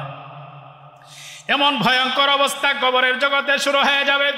আল্লাহ নবী বলেন এরে আমার উম্মত, ওই কবরের ভয়ঙ্কর আযাব থেকে যদি বাঁচতে চাও, কবরের আযাবগুলো একটু বেশি বেশি স্মরণ করো। তিরমিজি শরীফের 2307 নম্বর হাদিস আল্লাহর নবী বলেন আকসিরু যিকরা হাযিমিল লাজ্জাত, হে আমার উম্মত, ওই জিনিসটাকে বেশি বেশি স্মরণ করো, ওই জিনিসটাকে মুখের ভিতরে বেশি উচ্চারণ করো, মাথার ভিতরে ওই জিনিসটাকে বেশি ঘুরাও, যেই জিনিসটা দুনিয়ার সব স্বপ্নকে শেষ করে দিবে, তোমার দুনিয়ার সব স্বাদকে মিটাইয়া দিবে, আর ওই জিনিসটার নাম হলো মৃত্যু। বলেন তো মৃত্যুকে স্মরণ করা দরকার আছে না নাই? আল্লাহ নবী বলেন মৃত্যুকে স্মরণ করো, মরণের পর নাফরমানের কবরের অবস্থাটা কি হয় এই জিনিসটাকে বেশি বেশি আলোচনা করো, স্মরণ করো। যদি করতে পারো তাহলে তোমার দ্বারা গুনার পরিমাণ কমে যাবে, তোমার দ্বারা নেকের পরিমাণ বেড়ে যাবে। আল্লাহ তাআলা আমাদেরকে এই ভয়ঙ্কর অবস্থাগুলো, হাদিসের বাণীগুলো বেশি বেশি স্মরণ করে পরকালের যাত্রা যেন সুন্দর হয় সেভাবে আমল করার তৌফিক দান করেন, আমিন। সংক্ষেপে হাদিস থেকে আমরা একজন ইমানদার জান্নাতি মানুষের মরণের অবস্থাটা জানলাম, একটা নাফরমান বেঈমান জাহান্নামী মানুষের মরণের অবস্থাটা, দৃশ্যটা কিছুটা বুঝলাম। এবার সংক্ষিপ্তভাবে আপনাদের সামনে আলোচনা করার চেষ্টা করব ভালো মৃত্যুর কিছু আলামত। একজন মানুষ মারা গেল, এই হাদিস দ্বারা আমরা জানলাম মানুষের মরণ দুই ধরনের হয়, ইমানি মরণ, বেঈমানি মরণ, জান্নাতি মরণ, জাহান্নামী মরণ। একজন মানুষ মারা গেল, লোকটার মরণ জান্নাতি হইল না জাহান্নামী হইল, যদি জানতে পারতাম তাহলে অনেক ভালো হইতো না? অল্প সময় শেষ করে দিব, ধৈর্য ধরে বসেন, অধৈর্য হবেন না, দোয়া হয়ে যাবে। নবীজি সাল্লাল্লাহু আলাইহি ওয়াসাল্লাম বিভিন্ন হাদিসের মাধ্যমে একজন ইমানদারের মরণ, জান্নাতি মরণ কিভাবে হয় তার কিছু আলামত বয়ান করছেন। সংক্ষিপ্তভাবে 20টা আলামত বলবো। কয়টা আলামত শুনবেন তো সবাই? ইমানি মরণ, জান্নাতি মরণের 20টা আলামত। সংক্ষেপে কয়েক মিনিট লাগবে মাত্র। জান্নাতি মরণের 20টা আলামত, এই মরণগুলো যদি কারো নসিব হয় তাহলে বোঝা যাবে এই লোকটার মরণ ইমানের উপর হয়েছে, এই লোকটা জান্নাতি হওয়ার সম্ভাবনা বেশি। 1 নাম্বার, কারো মরণের সময় যদি মুখে কালেমা জারি হয়ে যায়, কারো দুনিয়ার জীবনে সর্বশেষ কথাটা যদি লা ইলাহা ইল্লাল্লাহ হয়, বুঝতে হবে এই লোকটার মরণ ভালো মরণ, এই লোকটার মরণ জান্নাতি মরণ হয়েছে। দলিল আবু দাউদ শরীফের 3116 নম্বর হাদিসের বর্ণনা। আন মুআজ ইবনে জাবাল রাদিয়াল্লাহু তাআলা আনহু قال قال رسول الله صلى الله عليه وسلم, নবীজির সাহাবী মুআজ ইবনে জাবাল রাদিয়াল্লাহু তাআলা আনহু বলেন, আল্লাহর পয়গম্বর বলেছেন, মান কানা আখিরু কালামিহি লা ইলাহা ইল্লাল্লাহ দাখালাল জান্নাহ। নবীজি বলেন, যেই ব্যক্তির জীবনের শেষ কথা হবে লা ইলাহা ইল্লাল্লাহ, এই ব্যক্তি মরণের সাথে সাথে আল্লাহর জান্নাতের মেহমান হয়ে যায়। এটা হলো 1 নাম্বার। 2 নাম্বার, কোনো ইমানদার মুসলমানের মরণের সময় যদি তার কপালটা ঘেমে যায়, ঘাম আইসা যায়, বুঝতে হবে তার মরণটা ইমানি মরণ হয়েছে, জান্নাতি মরণ হয়েছে। সুবহানাল্লাহ। দলিল নাসাই শরীফের 1818 নম্বর হাদিসের বর্ণনা। ক্বালা রাসূলুল্লাহ সাল্লাল্লাহু আলাইহি ওয়াসাল্লাম, মাউতুল মুমিনি বিআরাকিল জাবিন। নবীজি বলেন, একজন ইমানদার জান্নাতি মানুষের মরণ কপালের ঘামের সাথে হয়। জান্নাতি মরণ কপালে ঘামের সাথে হয়। মরণের সময় কপাল ঘাইমে গেলে বুঝতে হবে না জান্নাতি মরণ, ইমানি মরণ। এর মানে এটা না কপাল না ঘামলেই সে জাহান্নামী হয়েছে, এটা না। জান্নাতি মরণের আলামতের মধ্যে একটা আলামত হলো কপাল ঘাইমে যাওয়া, কারণ এটা না হয়ে অন্য কিছু হইতে পারে। তাহলে 2 নাম্বার আলামত জানলাম। 3 নাম্বার, কোনো মুসলমানের মৃত্যু যদি জুমার দিন অথবা জুমার রাত্রে হয়। কোন দিন বলেন? জুমার দিন মানে শুক্রবার দিন, জুমার রাত মানে বৃহস্পতিবার দিবাগত রাত। বৃহস্পতিবার সূর্যাস্তের পর থেকে শুক্রবার সূর্যাস্তের আগে এই 24 ঘন্টার ভিতরে যদি কোনো মুসলমান নারী পুরুষের মরণ হয়, নবীজি বলেন এই বান্দা বান্দিকে আল্লাহ তাআলা কবরের আযাব থেকে, পরীক্ষা থেকে মুক্ত করে দিবেন। সুবহানাল্লাহ। দলিল তিরমিজি শরীফের 1074 নম্বর হাদিসের বর্ণনা। ক্বালা রাসূলুল্লাহ সাল্লাল্লাহু আলাইহি ওয়াসাল্লাম, মা মিন মুসলিমিন ইয়ামুতু ইয়াওমাল জুমআতি আও লাইলাতাল জুমআ। নবীজি বলেন, কোন মুসলমান যদি জুমার দিন অথবা জুমার রাত্রে মৃত্যুবরণ করে, ইল্লা ওয়াকাহুল্লাহু ফিতনাতাল কবরি, আমার আল্লাহ ওই মুসলমানকে কবরের পরীক্ষা থেকে মুক্ত করে দেয়। জুমার দিন অথবা জুমার রাত্রে মরতে পারলে আল্লাহ কবরের পরীক্ষা থেকে মুক্তি দিয়া দিবে। কবর যার ভালো, হাসর ভালো, হাসর যার ভালো, জান্নাত তার ঠিকানা। তার মানে জুমার দিন ঈমান নিয়ে মরতে পারলে লোকটা জান্নাতি হয়ে যাবে নিশ্চিত বলা যায়। 4 নাম্বার, শহীদি মৃত্যু। কি মৃত্যু বলেন? শহীদি মৃত্যু যদি কারো নসিব হয় তাহলে তার মৃত্যুটা ইমানি মৃত্যু, জান্নাতি মৃত্যু হয়েছে বলে বলা যায়। শহীদি মৃত্যুর অনেক ধরন আছে, তন্মধ্যে দুইটা প্রকার। মুসলিম শরীফের 1915 নম্বর হাদিসে আল্লাহ নবী বলেছেন, ক্বালা রাসূলুল্লাহি সাল্লাল্লাহু আলাইহি ওয়াসাল্লাম, মান কুতিলা ফি সাবিলিল্লাহি ফাহুয়া শাহীদ। নবীজি বলেন, কোন মুসলমান যদি জিহাদের ময়দানে জমিনে আল্লাহর দ্বীন প্রতিষ্ঠা করার জন্য কাফের বেঈমানের সাথে যুদ্ধ করতে করতে শত্রুর আঘাতে আক্রান্ত হয়ে মৃত্যুবরণ করে, আমার আল্লাহ ওই ব্যক্তিকে শাহাদাতের মর্যাদা দিয়ে দেয়। এই হাদিসে 2 নম্বর অংশে আল্লাহ নবী বলেন, ওমান মাতা ফি সাবিলিল্লাহ, কোন ব্যক্তি জিহাদের উদ্দেশ্যে বাড়ি থেকে রওনা করলো, যুদ্ধের ময়দান পর্যন্ত পৌঁছতে পারে নাই, রাস্তায় তার স্বাভাবিক নিরাপদে মৃত্যু হয়ে গেছে, অথবা যুদ্ধের ময়দান থেকে বাড়িতে ফেরার পথে আল্লাহর রাস্তায় নিরাপদে যদি কারো মৃত্যু হয়ে যায়, এমন ব্যক্তিকেও আমার আল্লাহ শাহাদাতের মর্যাদা দিয়ে দেয়। তাহলে আগে জানলাম 3টা ভালো মৃত্যু, এই হাদিসে পাইলাম 2টা, তাহলে 3 আর 2 কত হলো? আবু দাউদ শরীফের 3111 নম্বর হাদিসে নবীজি আরো 7টা ভালো মৃত্যুর কথা বলছেন। কয়টা? 7টা ভালো মৃত্যু। ক্বালা রাসূলুল্লাহ সাল্লাল্লাহু আলাইহি ওয়াসাল্লাম, মা তাউদ্দুনা শাহাদা। নবীজি সাহাবীদেরকে বললেন, হে আমার সাহাবীরা, কোন মৃত্যুকে তোমরা শহীদি মৃত্যু মনে করো? সাহাবীরা জবাব দিলেন, আল কতলু ফি সাবিলিল্লাহ।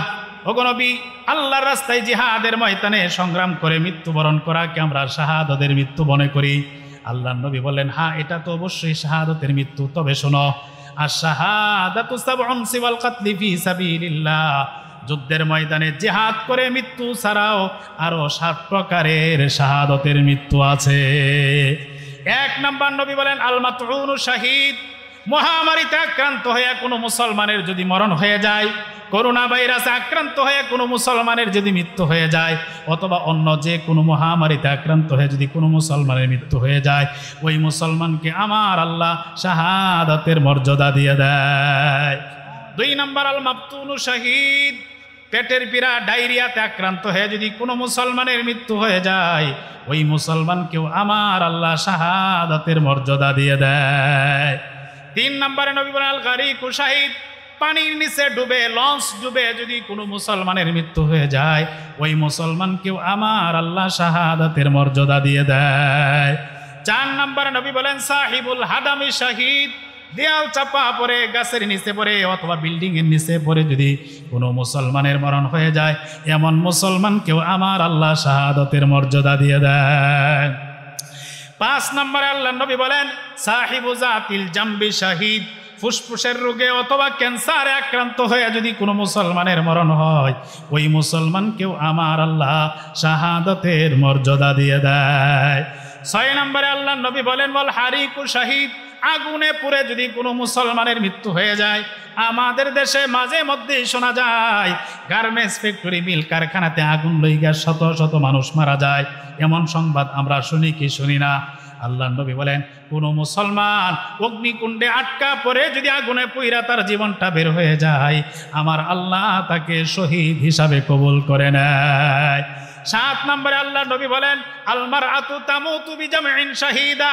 যেই মা, যেই বোন সন্তান প্রসব করতে যাইয়া তার জীবনটা দিয়ে দেয়, এমন মা আর বোনকেও আমার আল্লাহ শহীদ হিসাবে কবুল করে নেয়। মহিলারা অনেক সময় বাচ্চা প্রসব করতে যায়, মৃত্যু হয় কি হয় না? নবীজি বলছেন, কোন নারী বাচ্চা প্রসব করতে যায় তার জীবন যায়, তার আল্লাহ তাআলা তাকে শহীদের মর্যাদা। তাহলে এই হাদিসে কয়টা ভালো মৃত্যু পাইলাম? 7টা। আগে ছিল 5টা, 7 আর 5 12টা। তিরমিজি শরীফের 1421 নম্বর হাদিসে নবীজি বলছেন আরো 4টা। বলেন কয়টা? ক্বালা রাসূলুল্লাহ সাল্লাল্লাহু আলাইহি ওয়াসাল্লাম, মান কুতিলা দুনা মালিহি ফাহুয়া শাহীদ। নবীজি বলেন, কোন মুসলমান নিজের সম্পদ রক্ষা করতে যায় যদি তার জীবন চলে যায়, আপনার ন্যায্য অধিকার, আপনার জমিন অন্যে জবরদখল করে নিয়ে যেতে চায়, আপনি প্রতিবাদ করতে গেলেন, ফিরাইতে গেলেন, আপনার উপর আক্রমণ করলো, আপনাকে হত্যা করে ফেললো, নবীজি বলেন, কোন মুসলমান নিজের সম্পদ বাঁচাইতে যাইয়া যদি তার জীবনটা চলে যায়, এই মুসলমানকেও আমার আল্লাহ শহীদ হিসাবে কবুল করে নেয়। দুই নম্বর নবীজি বলেন মান কুতিলা দুনা দীনিহি ফাহুয়া শাহিদ, যেই মুসলমান নিজের দিন ধর্ম রক্ষা করতে যাইয়া নিজের জীবন দিয়ে দেয়, এমন মুসলমানকেও আমার আল্লাহ শহীদের মর্যাদা দিয়ে দেয়। তিন নম্বরে নবী বলেন ওমান কুতিলা দুনা দামিহি ফাহুয়া শাহিদ, যেই ব্যক্তি নিজের জীবন রক্ষা করার জন্য এমন পজিশনে চলে যায় যে তার জীবনটা দিয়ে দিতে হয়, নিজের জীবন রক্ষার সংগ্রামে গেল আর তার জীবনটা চলে গেল, আল্লাহর নবী বলেন এই ব্যক্তিকেও আমার আল্লাহ শহীদ হিসাবে কবুল করে নেয়। চার নম্বরে আল্লাহর নবী বলেন ওমান কুতিলা দুনা আহলিহি ফাহুয়া শাহিদ, কোনো মানুষ তার পরিবার রক্ষা করার জন্য সংগ্রাম করতে গেল, আপনার স্ত্রী, আপনার মা বাবা, আপনার সন্তানের উপর কেউ আক্রমণ করতে আসছে, আপনি তাদেরকে রক্ষা করার জন্য শত্রুর মোকাবেলায় দাঁড়াইলেন, ওই মোকাবেলায় যদি আপনার জীবন চলে যায়, আল্লাহর নবী বলে আল্লাহ তাআলা আপনাকেও শাহাদাতের মর্যাদা দিয়ে দেয়। আগে ছিল 12টা, এই হাদিসে পাইলাম 4টা, এবার কয়টা হলো? 16টা। 17 নাম্বার নাসাই শরীফের 4093 নাম্বার হাদিসের বর্ণনা, ক্বালা রাসূলুল্লাহ সাল্লাল্লাহু আলাইহি ওয়াসাল্লাম মান কুতিলা দুনা মাজলিমাতিহি ফাহুয়া শাহিদ, কোন মুসলমান কোনোভাবে জুলুমের শিকার হয়ে যদি তার জীবন চলে যায়, রাতের অন্ধকারে রাস্তা দিয়ে আসতেছে, ডাকাত দলে আটকাইয়া বলে যা আছে দিয়া দে নইলে তোর জীবন যাবে, আপনি আপনার সম্পদ দিলেন না, সে আপনাকে হত্যা করে ফেললো, চোর আপনার বাড়িতে আক্রমণ কইরা, ডাকাতে আক্রমণ কইরা, অথবা কোনো জালেম রাস্তায় আপনি ন্যায্য অধিকার আদায়ের জন্য নেমেছেন, আপনার বুকের উপর গুলি চালাইয়া জীবনটাকে শেষ করে দিল, আল্লাহ নবী বলেন কোনো মানুষ জুলুম প্রতিহত করতে যাইয়া তার জীবনটা যদি চলে যায়, এমন ব্যক্তিকেও আমার আল্লাহ শাহাদাতের মর্যাদা দিয়ে দেয়। এ হলো 17 নাম্বার। 18 নাম্বার নবীজি বলেন কোন মানুষ যদি আল্লাহর রাস্তায় সীমানায় পাহারাদারি করে, দিন রক্ষার সংগ্রামে অথবা দেশ রক্ষার সংগ্রামে নাইমা সীমানায় যদি পাহারাদারি দেয়, আমাদের দেশে বর্ডার গার্ড আছে না নাই, বিজিবি আছে না নাই, এরা আমাদের দেশকে রক্ষা করার জন্য সীমানায় প্রতিনিয়ত পাহারাদারি করে, অথবা জিহাদের ময়দানে মুজাহিদরা শত্রুকে পাহারা দেওয়ার জন্য রাত দিন নিয়োজিত থাকে। নবীজি বলেন যারা আল্লাহর রাস্তায় অথবা দেশ রক্ষার জন্য সীমানায় পাহারাদারি করবে, ওই অবস্থায় যদি তার মরণ হয়, আল্লাহ তাআলা তাকে জান্নাতি হিসাবে কবুল করে নেয়। তিরমিজি শরীফের 1665 নম্বর হাদিসের বর্ণনা, ক্বালা রাসূলুল্লাহ সাল্লাল্লাহু আলাইহি ওয়াসাল্লাম রিবাতু ইয়াউমিন ফি সাবিলিল্লাহি খায়রুম মিন সিয়ামি শাহরিন ওয়া কিয়ামি। নবীজি বলেন কোন মানুষ যদি, কোন মুসলমান যদি আল্লাহর রাস্তায় বের হইয়া অথবা দেশ রক্ষার জন্য একদিন মাত্র সীমানায় পাহারাদারি করে, একদিন সীমানা পাহারাদারি করা 1 মাস নামাজ পড়া আর 1 মাস রোজা রাখার চাইতেও বেশি সওয়াব হয়ে যায়। ওমান মাতা ফিহি, সীমানায় পাহারাদারি করতে যায় যদি কোনো মানুষের মরণ হয়ে যায়, ওকিয়া ফিতনাতুল কবরি, আমার আল্লাহ ওই ব্যক্তিকেও কবরের পরীক্ষা থেকে মুক্তি দিয়া দেয়। শুধু তাই না, আল্লাহর নবী বলেন ওয়ানুমিয়া লাহু আমালুহু ইলা ইয়াউমিল কিয়ামা, সীমানায় পাহারা দিতে যায় যেই মুসলমানের জীবন চলে গেল, এই মুসলমানের আমল নামা কিয়ামত পর্যন্ত আল্লাহ শুধু বাড়াইতেই থাকে, বাড়াইতেই থাকে। তাহলে এই পাইলাম 18 নাম্বার। 19 এবং 20 নাম্বার এই দুইটা মরণের কথা আল্লাহর নবী একটা হাদিসে বলছেন। আত-তারগীব ও তারহিব নামক কিতাবের 1466 নম্বর হাদিসের বর্ণনা, মন দিয়ে শুনবেন। ক্বালা রাসূলুল্লাহ সাল্লাল্লাহু আলাইহি ওয়াসাল্লাম মান সামা ইয়াওমান ইবতিগা ওয়াজহিল্লাহ, নবীজি বলেন কোন মুসলমান যদি একমাত্র আল্লাহকে খুশি করার জন্য একদিন রোজা রাখে, খতিমালাহু বিহা, ওই রোজা অবস্থায় যদি তার মরণ হয়ে যায় অথবা রোজা শেষ করার পর পরে যদি তার মরণ হয়ে যায়, দাখালাল জান্নাহ, এই ব্যক্তি মরার সাথে সাথে আল্লাহর জান্নাতের মেহমান হয়ে যায়। 2 নম্বরে আল্লাহ নবী বলেন ওমান তাসাদ্দাকা বিসাদকাতিন ইবতিগা ওয়াজহিল্লাহ, কোন মুসলমান যদি একমাত্র আল্লাহকে খুশি করার জন্য সদকা করে, ওই সদকা করার পর পরই খতিমালাহু বিহা, তার যদি মরণ হয়ে যায়, দাখালাল জান্নাহ, এই বান্দাকেও আমার আল্লাহ জান্নাতি বানায়া দেয়। সদকা করলেন, করার পরপরই আপনার সামনে মালাকুল মউত দাঁড়ায় গেল, মৃত্যু হয়ে গেল, নবীজি বলেন তোমার মৃত্যুটাও ভালো মৃত্যু, জান্নাতি মরণ, তোমার জন্য আল্লাহর জান্নাতের গেট খোলা হয়ে যায়। তাহলে কয় প্রকার ভালো মৃত্যু পাইলাম? 20 প্রকার। কয় প্রকার? 20 প্রকার ভালো মৃত্যু। আল্লাহর কাছে দোয়া করবো আজকে, আল্লাহ আমাদেরকে এই 20টা জান্নাতি মরণের কোনো একটা নসিব করিয়েন। দোয়া করা যাবে না? যদি একটা নসিব হয়ে যায় তাহলেই তো জীবন সফল, ঠিক কিনা বলেন? জান্নাতি হওয়ার জন্যই তো আমাদের জীবনের সব আমল, ঠিক কিনা বলেন? তবে জান্নাতি মরণ পাইতে হইলে কিছু করণীয় আছে না নাই? এমনি এমনি আল্লাহ দিব? কয়েকটা করণীয় আছে, 5 থেকে 6টা করণীয় বলবো, শুনবেন না শেষ করে দিব? শেষ করে দিব এখনই? হ্যাঁ, তাহলে সংক্ষেপে কয়েকটা করণীয় বলি, তারপরে দোয়া করে দিই। রাজি আছেন তো? ইমানি মরণ, জান্নাতি মরণ পাওয়ার জন্য 1 নাম্বার করণীয় আল ইতিসামু বিল কুরআনি ওয়াস সুন্নাহ, কোরআন এবং হাদিসকে আঁকড়ে ধরা। নিজের ব্যক্তি জীবনে, পারিবারিক জীবনে, সামাজিক জীবনে, রাষ্ট্রীয় জীবনে, সর্বক্ষেত্রে সকল বিষয়ে কোরআন এবং সুন্নাহকে আপন করে নেওয়া, কোরআন সুন্নাহ অনুযায়ী সব কিছু সমাধান করা, এটাকে বলা হয় কোরআন সুন্নাহ আঁকড়ে ধরা। কেউ যদি এভাবে কোরআন সুন্নাহকে সর্বক্ষেত্রে আঁকড়ে ধরতে পারে, আমলের মাধ্যমে ধরতে পারে, তাহলে এই ব্যক্তি কখনো ঈমান থেকে বিচ্যুত হবে না, মরণ পর্যন্ত ঈমানের উপর অটল থাকবে, ঈমান নিয়েই সে মৃত্যুবরণ করবে। দলিল মুয়াত্তা ইমাম মালিক, একটা হাদিসের কিতাব, ইমাম মালিক রহমতুল্লাহ আলাইহি লেখা। এই কিতাবের 1661 নম্বর হাদিসের বর্ণনা। ক্বালা রাসূলুল্লাহ সাল্লাল্লাহু আলাইহি ওয়াসাল্লাম তারাকতু ফীকুম আমরাইন লান তাদিল্লু মা তামাসসাকতুম বিহিমা কিতাবাল্লাহি ওয়া সুন্নাত নাবিয়িহি। নবীজি বলেন, আমার উম্মত তোমাদের মধ্যে আমি 2টা জিনিস রেখে গেলাম, যতদিন পর্যন্ত এই 2টা জিনিসকে তোমরা আঁকড়ে ধরে রাখবে। 1 নাম্বার কিতাব আল্লাহ, আল্লাহর কিতাব অর্থাৎ কুরআনুল কারীম। 2 নাম্বার সুন্নাত নাবিয়িহি, আল্লাহ নবীর সুন্নত মানে আমাদের নবীর হাদিস। নবী বলেন আল্লাহর কিতাব কোরআন আর আমি নবীর হাদিসকে যতদিন তোমরা আঁকড়ে ধরে রাখবে, লান তাদিল্লু, তোমরা কখনো পথভ্রষ্ট হইবা না। কোরআন এবং হাদিসকে আঁকড়ে ধরে রাখলে, ধরা মানে আমলের মাধ্যমে ধরে রাখলে, তাহলে মানুষটা কখনো গুমরাহ হবে না, ঈমান হারা হবে না, ঈমান নিয়েই তার কবরের যাত্রা শুরু হবে। এটা হলো 1 নাম্বার। সব বিষয়ে কিসের অনুসরণ করতে হবে?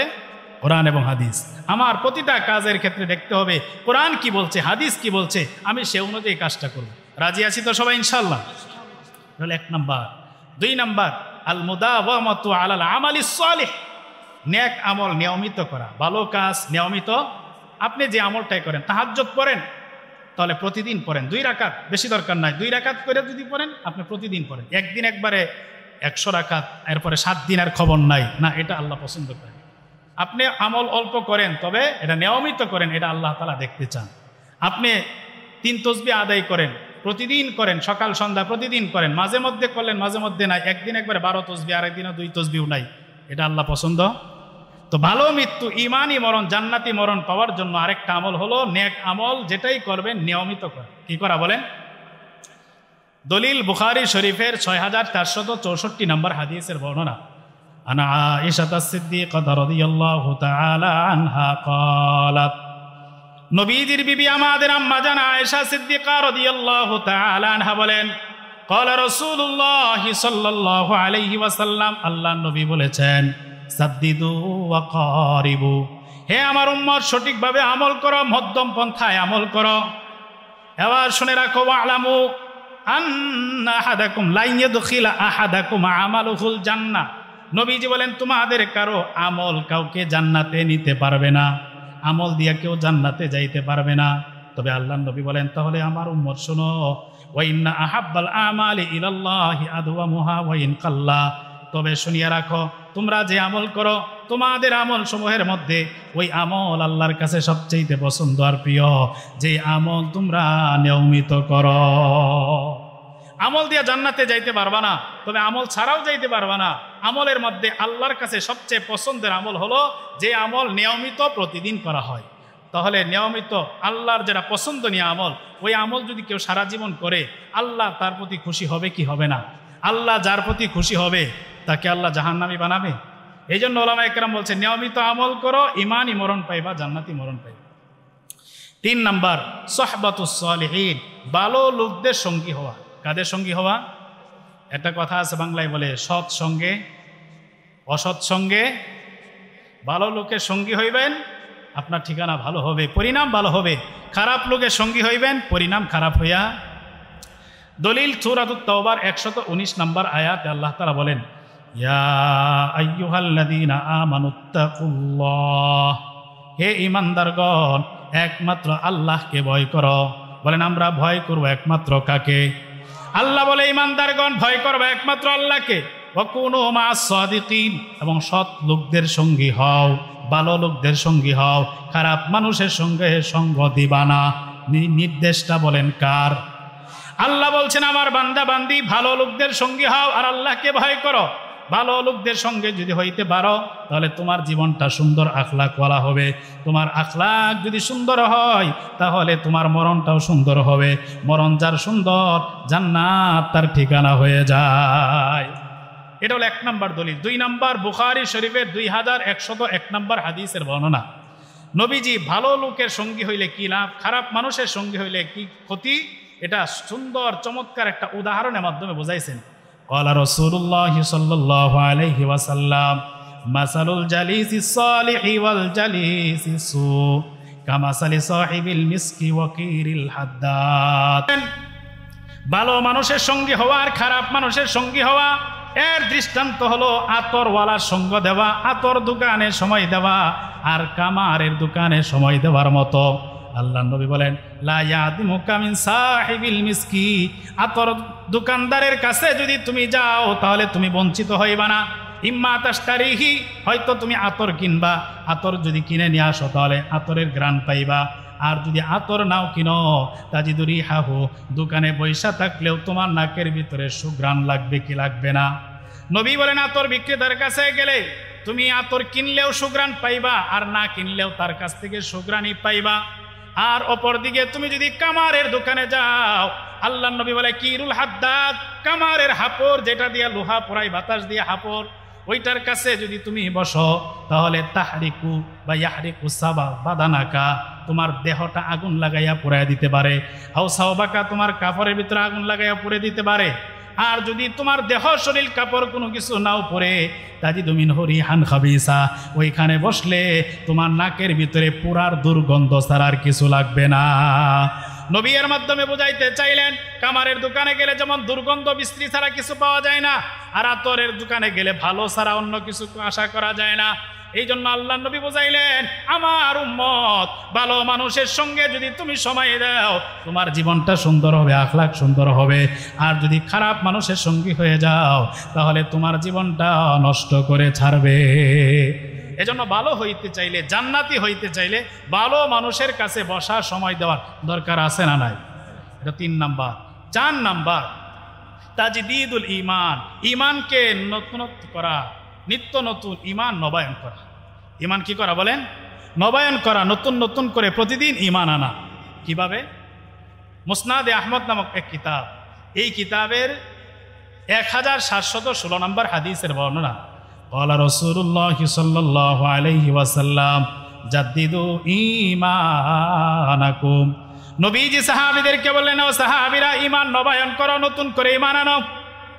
সাহাবীরা প্রশ্ন করলেন কাইফা নুজাদ্দিদু ঈমানানা ইয়া রাসূলুল্লাহ, ও গো নবী ঈমানকে আবার নবায়ন করব কেমন করে?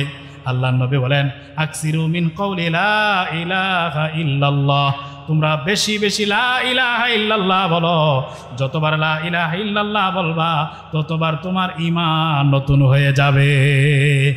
লা ইলাহা ইল্লাল্লাহ যতবার বলবো ঈমান নতুন হবে।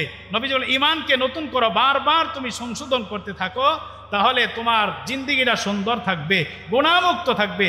কারণ মুসলিম শরীফের হাদিসে নবীজি বলছেন ইন্নাল ইসলামা ইয়াহদিমু মা কানা ক্বাবলা, ইসলাম কবুল করলে, কালেমা পড়লে অতীতের সব গুনাহ মুছে যায়। বেশি বেশি কালেমা পড়ো, অতীতের গুনাহ মুইসা পাপ মুক্ত জীবন হয়ে যাবে, তোমার মরণটা গুনাহমুক্ত জান্নাতি মরণ হয়ে যাবে। 5 নাম্বার মেসওয়াক করা। বলে কি করা? মেসওয়াক বুঝেন? গাছের ডাল দিয়া দাঁত মাজা। এই মেসওয়াক যদি কেউ নিয়মিত করে, বেশি বেশি করে, মৃত্যুর সময় আল্লাহ তাআলা তার মুখে কালেমা জারি করে দিবে, তার ঈমানই মরণ নসিব হয়ে যাবে। মেসওয়াক আমরা করি, আমরা হয়তো অনেকে করলে সর্বোচ্চ ব্রাশ করি, কিন্তু মেসওয়াক অনেকেই করি না। মেসওয়াক করার গুরুত্ব কতটুক 2-1টা সংক্ষিপ্ত হাদিস বলবো। আত-তারগীব ওয়াত তারহিব নামক কিতাবের 335 নম্বর হাদিসের বর্ণনা। ক্বালা রাসূলুল্লাহ সাল্লাল্লাহু আলাইহি ওয়াসাল্লাম, উমিরতু বিসসিওয়াক হাত্তা খাশিতু আন আদরাদা। নবীজি বলেন আল্লাহর পক্ষ থেকে আমাকে এত বেশি মেসওয়াক করার হুকুম দেওয়া হয়েছে, মেসওয়াকের ব্যাপারে এত গুরুত্ব দেওয়া হয়েছে, আমি নবী আশঙ্কা করলাম যে মেসওয়াক করতে করতে আমার দাঁতগুলা পইরা আমি খালি মারি হয়ে যাই কিনা। এত পরিমাণ মেসওয়াকের গুরুত্ব দেওয়া হয়েছে, আমি মনে করলাম, ভয় পাইলাম, এত মেসওয়াক করতে বলছে, আমার দাঁত কি পইরা যায় কিনা, আমার খালি মারি হয়ে যায় কিনা। তার মানে নবীজিকে কত গুরুত্ব দেওয়া হয়েছে মেসওয়াকে। 2 নম্বর আত-তারগীব ওয়া তারহিবের 333 নম্বর হাদিসে আল্লাহ নবী বলেন উমিরতু বিসসিওয়াক হাত্তা খাশিতু আন ইউকতাবা আলাইয়া। নবীজি বলেন মেসওয়াকের ব্যাপারে আমাকে এত জোর তাকিদ, এত জোরালোভাবে নির্দেশ দেওয়া হয়েছে, খাশিতু আন ইউকতাবা আলাইয়া, আমি আশঙ্কা করলাম যে মেসওয়াক করা জানি আমার উপর ফরজ করে দেওয়া হয়। এত তাকিদ দিছে, এত নির্দেশ, আমি মনে করলাম না জানি মেসওয়াক ফরজই করে দেওয়া হয়। তাহলে এর দ্বারা কি বোঝেন মেসওয়াকের গুরুত্ব আছে না নাই? 3 নাম্বার, নবীজি বলেন মেসওয়াক যদি ফরজ করে দিতাম উম্মতের জন্য কষ্ট হয়ে যাবে, আবার মনে হয় এই জন্য করি না, অন্যথায় আমি ফরজ করেই দিতাম। দলিল বুখারী শরীফের 887 নম্বর হাদিসের বর্ণনা, ক্বালা রাসূলুল্লাহ সাল্লাল্লাহু আলাইহি ওয়াসাল্লাম লাউলা আন আশুক্কা আলা উম্মতি আও আলান নাস। নবীজি বলেন আমার উম্মতের, অথবা নবী বলছেন মানুষের উপর যদি কষ্ট মনে না করতাম, লা আমারতু বিসসিওয়াকি মা কুল্লি সালাত, তাহলে প্রত্যেক নামাজের সময় ওযুর সাথে মেসওয়াক করার আমি নির্দেশ দিয়ে দিতাম। মানুষের কষ্ট মনে না করলে মেসওয়াকের হুকুম দিয়ে দিতাম, দিয়ে দিলে মানুষের জন্য কঠিন হয়ে যাবে, বাধ্য করে দিলে, এই জন্য বাধ্য করি না। তার মানে এমন জিনিস যেটা বাধ্য করার মতো, মেসওয়াকটা কেমন বাধ্য করার মতো, ফরজ হওয়ার মতো, আমাদের প্রতি দয়ালু হইয়া নবী ফরজ করে নাই, অন্যথায় ফরজ করেই দিতেন। তাহলে কি বলেন মেসওয়াকের গুরুত্ব আছে না নাই? নবীজি শুধু আমাদেরকে বলছেন, নবীজি মেসওয়াকের কতটা ইহতেমাম করতেন, গুরুত্ব দিতেন, আরেকটা হাদিস থেকে আমরা জানতে পারি। মুসলিম শরীফের 253 নম্বর হাদিসের বর্ণনা, আনিল মিকদাম ইবনে শুরাইহ রাদিয়াল্লাহু তাআলা আনহু قال, মিকদাম ইবনে শুরাইহ রাদিয়াল্লাহু তাআলা আনহু বলেন সাআলতু আয়েশা রাদিয়াল্লাহু তাআলা আনহা, আমি নবীজির বিবি আমাদের আম্মা জান আয়েশা রাদিয়াল্লাহু তাআলা আনহাকে প্রশ্ন করলাম, বিআইয়ি শাইইন কানা ইয়াবদাউন নাবিয়্যু সাল্লাল্লাহু আলাইহি ওয়াসাল্লাম ইযা দাখালা বাইতা। আল্লাহর নবী যখন ঘরে আসতেন, ঘরে আসার পর আল্লাহর নবী সর্বপ্রথম কোন কাজটা করতেন? আম্মা জান আয়েশা জবাব দিলেন বিসওয়াক। আল্লাহর নবী যতবার ঘরে আসতেন, আসার পরে সর্বপ্রথম মেসওয়াক ব্যবহার করতেন। যতবার ঘরে আসতেন নবীজির অভ্যাস ছিল ঘরে আয়েশাই প্রথমে মেসওয়াক। তার নবীজি শুধু বলছে না, নিজে আমল করছে। তাহলে এই কয়টা হাদিসের দ্বারা মেসওয়াক ব্যবহার করার গুরুত্ব বোঝা যায় কি যায় না? আরেকটা হাদিস, মেসওয়াকের ফজিলত, অনেক ফজিলত বিভিন্ন হাদিসে নবীজি বলছেন। তার মধ্যে 2টা ফজিলত এক হাদিসে নবীজি বলছেন। ইবনে মাজাহ 289 নম্বর হাদিসের বর্ণনা, ক্বালা রাসূলুল্লাহ সাল্লাল্লাহু আলাইহি ওয়াসাল্লাম, নবীজি বলেন তাসাওয়াকু, আমার উম্মত বেশি বেশি মিসওয়াক করো, ফা ইন্নাস সিওয়াকা মাতহারাতুন লিল ফামি। 1 নাম্বার, মেসওয়াক যদি তুমি করো তাহলে তোমার মুখের জন্য পবিত্রতার কারণ হবে। মেসওয়াক করলে তোমার মুখ সুন্দর থাকবে, পবিত্র থাকবে। 2 নাম্বার, মারদাতুন লিররাব্বি, তুমি নিয়মিত মেসওয়াক করলে আসমান জমিনের মালিক আল্লাহ তোমার প্রতি রাজি খুশি হয়ে যাবে। মেসওয়াক করলে খুশি হবে কে? আল্লাহ যদি খুশি হয় তাকে জাহান্নামে দিবে। এই জন্য ওলামায়ে কেরাম বলছেন নিয়মিত মেসওয়াক করেন, ইমানি মরণ, জান্নাতি মরণ নসিব হয়ে যাবে। আল্লাহ আমাদেরকে তৌফিক দান করেন। 5টা বললাম, 6 নাম্বার বলেই শেষ। ইমানি মরণ, জান্নাতি মরণ পাওয়ার জন্য আল্লাহর কাছে বেশি বেশি দোয়া করা। কি করা বলেন? কি দোয়া করবেন?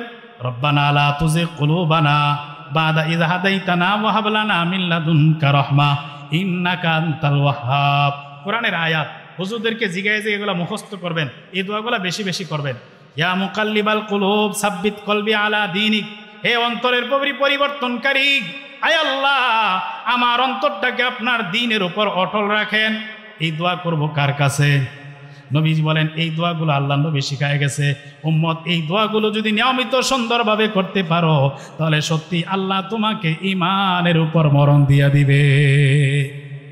তাহলে ঈমানের মরণ, ঈমানি মৃত্যু, জান্নাতি মৃত্যু পাওয়ার জন্য 6টা আমল বললাম, আর 20টা ভালো মৃত্যুর আলামত বললাম। আল্লাহ তাআলা এই 6টা আমল করে 20 প্রকারের ভালো মৃত্যুর কোনো একটা নিয়ে দুনিয়া ছেড়ে যাওয়ার আমাদেরকে তৌফিক দান করেন, বলেন আমিন।